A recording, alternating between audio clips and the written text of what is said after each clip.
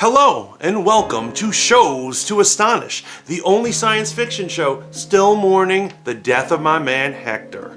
I am your host, the FAT MANTIS, and today we are reviewing Westworld Season 3, Episode 7, Return to Weapon X.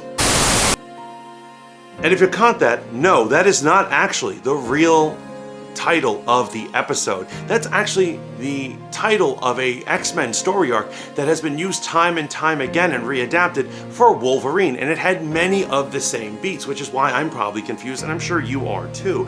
It has everything such as the character returning to the labs where they were experimented on, and them having vague recollections that something's up. They also end up having a supercomputer there so that it can explain everything that the character is missing, both in their memories and of their experimentation.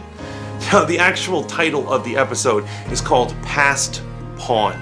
That is a chess term that refers to when a more powerful piece has an option to take a pawn, but instead decides to simply move and not take any in order to create a more strategic situation. Now, usually the player who executes this never worries about it. Will work out for them. However, if the pawn master is good enough, he will make that player regret that. And basically, that pawn will end up haunting him.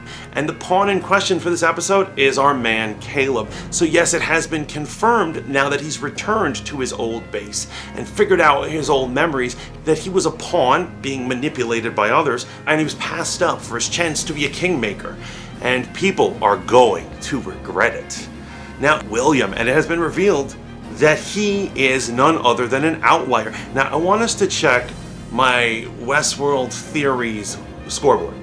Now, if you notice, one of my theories was that William at some point will be a host, and another point when he was organic, he would be an outlier, which was confirmed this episode. That's right, that's 1 point for me. So, I'm just saying.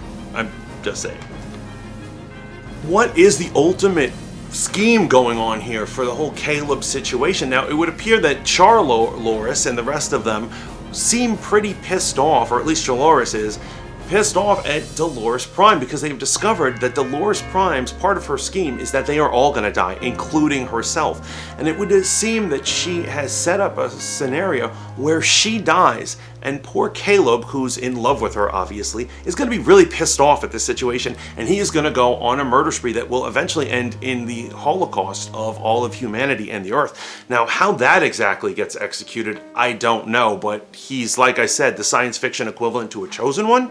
So anything can go, especially with how fast-paced they keep altering the playing field in this season, because they have 2 episodes less than any other season. Now, let's move on to the Matrix-style battle scene between Dolores and Maeve at the very end. Maeve ends up showing up to a gunfight with a samurai sword, and she apparently ends up winning.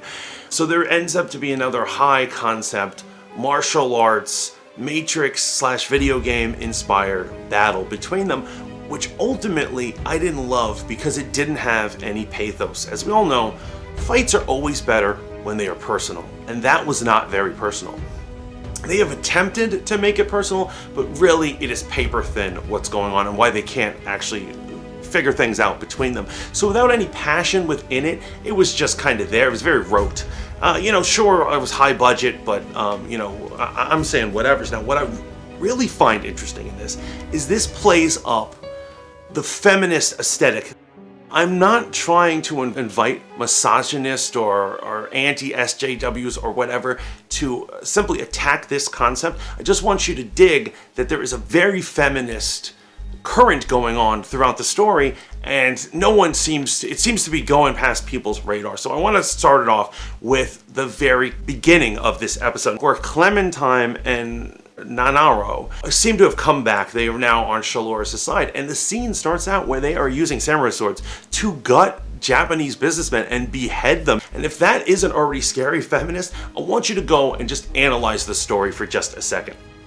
Let's look at Dolores. Now, on the top, she seems like a cold and callous killing machine. She's essentially Skynet or Brainiac or something like that.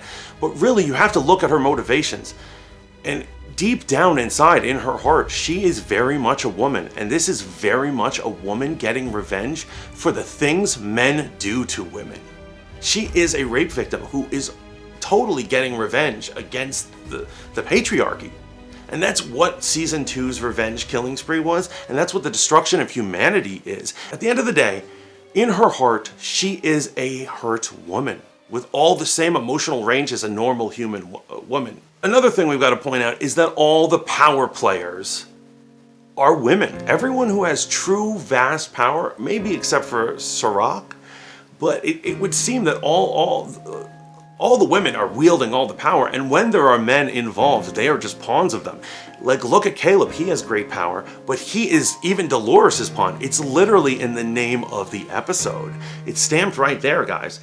And finally, I want to bring up my man Hector. Who doesn't love Hector, right? He's an alpha male with a penchant for criminality and an itchy trigger finger. Love the dude, absolutely love him. But you know what archetype he is? He's the girlfriend. And I want to bring you up to every action movie you've ever seen, or probably most of them. Very often there is a girlfriend, and that girlfriend, she has a story, but it's not very complex. There's not a lot of things going on with her. She's just kind of there in the background. There's enough of a story to be there so she can be the cheerleader and possibly a good trophy for our hero. And ultimately, very often, she has to pay the price. She has to be the sacrificial lamb to create an emotional arc for Joe Everyman, who is the head of the action story. And that is exactly what Hector is. He is there to prop up Maeve. He's always her second, and so far each season, he has sacrificed his life. It always seems final. Sacrificed his life so Maeve could continue.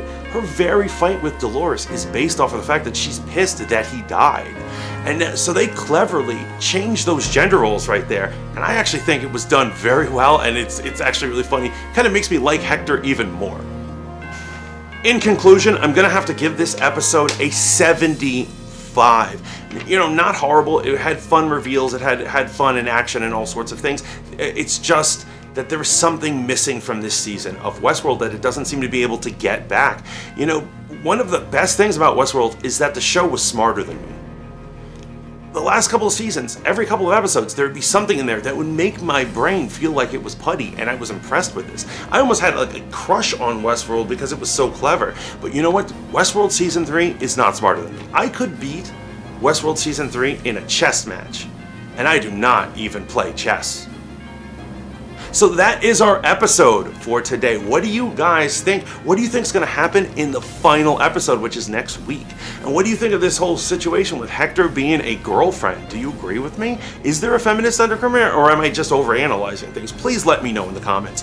Remember to like, share, subscribe, and remember to keep tuning into Voice of the Fat Mantis for more shows to astonish and other science fiction and horror reviews. Until next time, ciao for now.